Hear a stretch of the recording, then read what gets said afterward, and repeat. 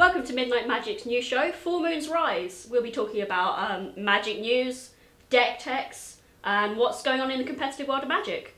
So what we'll be starting off with this episode is some news, and the first on our agenda is Pascal Maynard's foil Tarmogoyf. Yeah, that thing is a thing. Okay, so it was in the top 8 at Vegas. And he took it in a draft, and a lot of people were saying it's not the pick he should have taken for the deck he was playing, but he opened a foil Goyf. Yeah, you can take the money. Yeah, well, his argument was, I have to live, basically. That's a great argument. Do I take this one card that would be beneficial to my deck, or do I take a card that could pay for a whole nother GP? Yeah, I mean, that seems decent. A lot of the community... This was like day 2 at a GP? Yes, yeah. So and top 8. So yeah. he was already in the money anyway. Yes, yeah. So yeah, it's just like, I don't even care. Yeah, a lot of people have been up in arms about it, but the biggest thing about this is that after everything had died down a little bit, he received a lot of criticism. It's now on eBay, and the foil Goyf is now at $14,200. It's still significantly more than asking price for a foil Goyf. Yeah, it's still got a day left, and what he's doing is he's donating half of that to charity. Okay, that's pretty good of him. Yeah, there's another condition. If it hits 20k, he only takes 10k of it, and the whole of the rest goes to charity. Yeah, okay. So that's what's going on there. That's pretty good, actually. Yeah, I think it was quite funny, sort of. He took all the criticism. And yeah. I don't think many top 8 players would just be like, well, they want to win, right? Rather than just be like, I'm going to rare draft in a top 8 day 2 GP. Yeah, absolutely. In no scenario would I not take a foil Goyf. I don't really like Goyf. Oh, well, that's just me. I'm sadly human, and I have to eat sometimes. Yeah, well, that's what being human is. So yeah, that's our first story. And our next story, we're moving on to Magic Origins. Spoilers going to begin in 2 weeks' time. I'm so psyched for these spoilers. Like, not even joking how psyched I am. Last core set, so Wizards are just going to go out with a bang, I think. Oh, absolutely. I just want them to just be like, reserve list. Nah, don't even worry about it anymore. Yeah. And just reprint everything. Just bring back Ponder and Standard. Obviously, we had Lily spoiled quite a while ago, one of the big 5. Yeah, and what they're doing with them is presumably all of the Planeswalkers are going to be flip cards. Yes, they are. And if you haven't seen Lily, she's been spoiled for months. What are you doing? Get out of under your rock.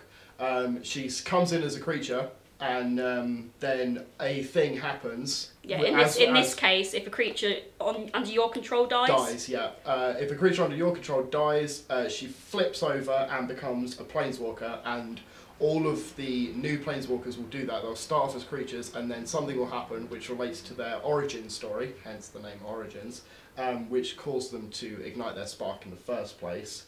And they'll turn into their Planeswalkers with new, fun abilities. Yeah, it sounds fantastic. And when she flips, she brings in a 2/2 zombie? Yes, yeah, so something dies, which, spoilers, in her story was her brother. Yeah. And she tries to reanimate him, and he comes back as a horrific zombie beast. Yeah. Not as her brother. Not really a beast. Well. Bear. Yeah, okay. So, yeah, that's going on. The release date for Origins is July the 17th. That's 5 days after my birthday. Oh, well, that's wonderful. So you'll just be getting we'll be like, what are we going to get James for his birthday? Oh, Origins cards. Yeah, seems reasonable. Yeah, that seems quite acceptable. So the big thing about Origins at the moment is that the Planeswalkers plane of Origin has now been spoiled for all of them. Oh, okay. So cool. Gideon was from Theros, which we found out a little bit through. I think it was an Uncharted Realms. Yes. And we'll be talking a bit about Uncharted Realms a little bit more later. And the first place he Planeswalks to is Bant. Soldiers. Soldiers. Yeah. So Jace, I'm not sure how to pronounce this one. Jace started off in Vryn, Vryn, and of course the place he first goes to. Tapping planes down in Ravnica. He's tapping those planes down in Ravnica. So he clearly doesn't venture that far. No, he's like, maybe that's just the first place he can remember walking to. Yeah, oh, it's like, I've wiped my mind so many times. Where's that place with the big cities again? Oh, I don't know. And obviously Liliana, she this has been a bit of a surprise. Apparently she started off in Dominaria, and that's come sort of a little bit out of nowhere. That's the central plane, isn't it? Well, it was. Yeah. Before Wizards started to do the whole, let's go all over the place, Dominaria was like the hub world. Yeah. Where all of like the Weatherlight crew and stuff came from. Yeah, and obviously old Liliana goes straight to... well, probably Innistrad. The land of the zombies. Yeah, straight up zombie in it. Yeah, what have we got? Oh, obviously Chandra. I'm not entirely sure how to pronounce these ones again. She starts off in a place called Kalalesh. Never heard of it. Kalalish? Kalalish? I will admit, I know next to nothing about Chandra's origins, other than she had a thing for J.R. Ballard senpai. Yes, she did. That's why Chandra wears the goggles. So presumably Jaya was also from, what was it, Ray? Oh yeah.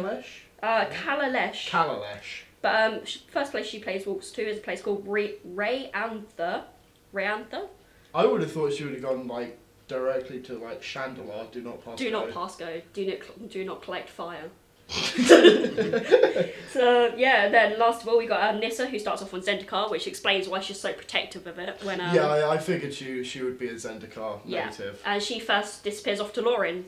Which I actually knew, because she was like, man, I need to... because that was it. She ignites her spark on Zendikar because of the Eldrazi. Yes. And she's like, I need to go and find more elves. Yes. So she goes directly to Lorwyn. Yeah. And then also, she's like, these elves are terrible, and straight back to Zendikar. Yeah, so, we found out quite a while ago that Gideon was going to be from Pharos, because he popped up in... Yeah, as I said, I think he popped up in Uncharted Realms, or there was some spoilers where it was quite obvious it was him. Yeah, I remember seeing that and being quite surprised. I mean, yeah, it worked quite nicely. It's like, oh, that's kind of neat, and they come up with this new plane. It's quite neat that they've tied this old planeswalker to it. I thought that was kind of cool. I've never really got a very sort of like Greeky sort of vibe from Gideon, though. It's not really a Greek name. No, not at all. Which is, it feels, it's awesome that they've done it. It's like, oh, remember this cool old planeswalker? Well, we're going to put him in, like, this new plane that you've just had, and then you're just like, actually, it sort of does, it feels a bit out of place. Yeah, maybe they overused Pharos a little bit with planeswalkers just because of, like, Elspeth and stuff as well. Yeah. I don't know. But going back to Gideon, he ties into our next story. One of the most recent Uncharted Realms, concerning Ralzarek and Jace. Which I haven't read, so this is all news to me. Okay. Well, basically, lots of people ship it, okay? It sort of starts off with Niv Mizzet's doing some diabolical thing or another to do with the Izzet League, and Ral's sort of trying to dig into it a bit, and Jace notices stuff's going on, so they go sort of off in Ravnica together, doing some stuff, and it's almost like a weird buddy cop fanfic. I was going to say, it sounds either like sort of like a Batman and Robin film, yes, yeah, or like just Starsky and Hutch. Yeah, it starts off with them very much sort of more Ralzarek giving Jace a bit of the cold shoulder. And like Ralzarek is the bad cop. Yes, yeah. Like, he's the cool guy. Jace is like, let's do it by the book, and Ralzarek's just like, I just want to shoot things with lightning. Ralzarek's like, you're cramping my style, Jace. This is the 10th district, I will shoot you with lightning. But no, by the end, he accidentally calls Jace this to the Balerion, and Balerin's like, oh, senpai! Excellent. Yeah, and it sort of goes like that. And it's a lot of people be raving about it, because it was quite a long Uncharted Realms, and that's what I was saying. Gideon. Yes, it sort of suggested that Gideon is in it, because there's this sort of stubbly, sculptured face looking on, and it's very much suggested that it's Gideon. Oh, okay. So he's we knew Gideon was on Ravnica anyway, because he was in Gatecrash. Yeah, he's all borsed up. Yeah, he was chummy with Aurelia. Yes, yeah. For a bit before she turned total psycho. Yeah. So our last bit of news, I think. Yep, our last bit of news. Wait, where's my cheat sheet? Yeah.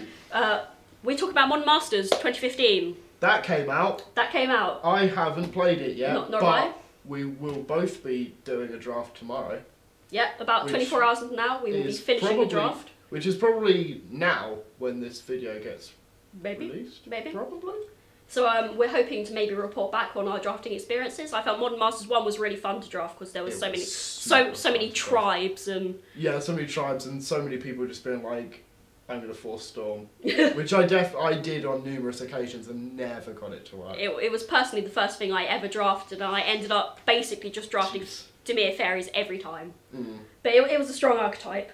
I did. I think I did like two or three Modern Masters drafts because they were very expensive, but they were super fun. And the first time I basically paid for all of them by opening up a Bob. So. Oh, I got a foil Cryptic Command and I almost passed it because I was a brand new player. I was like, what is this card? This card's super bad. And I kept it because it said counter target spell. I was like, oh, I'm taking this.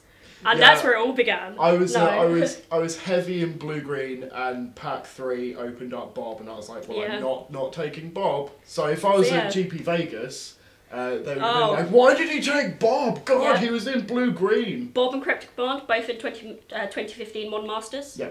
And it's been quite interesting news about Modern Masters packaging, the cardboard. It's all recyclable now. It is recyclable. Completely recyclable. I think it's fantastic. I think a lot of people won't bother recycling it, which is quite upsetting. No, of course they won't. But I suppose on the plus side, it's biodegradable and all that. Yeah. But you should definitely recycle. Do it. Save the planet. Oh, save the planet. Or we might have to planeswalk elsewhere. Yeah. But the other thing is, there was a video going around of some chap opening up a booster and just like switching cards out and showing how easy it is for these booster packs to sort of be not counterfeit, but for places to open them up and put terrible rares in and take good rares out. And it's quite easy to do. So if you're going to buy booster packs, buy it from a shop you trust, preferably like from a sealed booster box if you can see it being opened then and there, or buy singles. Yeah. Yeah. Yeah, that does make sense. Singles probably be cheaper for you anyway, but yeah, I guess just watch out for doing drafts in stores and places that you're not used to. Yeah, so if you can help it, make sure your booster pack comes out of a sealed box. And talking of Modern Masters 2015, we are doing a giveaway at the moment on our channel. If you can see here, a Modern Masters 2015 pack, and there will also be a dice bag, some sweet altered art cards, a life counter, some counter beads. Some of them.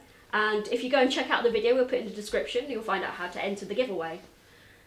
Also, that pack of Modern Masters I totally haven't tampered with. He definitely hasn't tampered with it. I didn't take the Splinter Twin out and put in a Mana Bloom. Oh god, if the winner receives a Mana Bloom now. Why would they? If they get a Splinter Twin though, I will hunt you down. So on that note, I think it might be time to wrap this up before we get done for threatening our viewers. Yeah, that's probably true. So yeah, thank you very much for watching Full Moon's Rise. Stay tuned for deck techs and competitive analysis. There was 2 of us this week, but there may be more.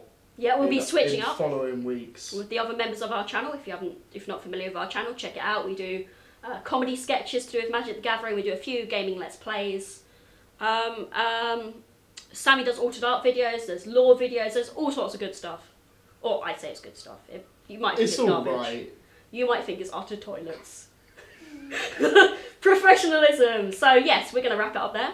Yes, let's do that. You will see us or some other members of the channel next time. We told you the news. Be informed! Full Moon's Rise. See. We need a better slogan.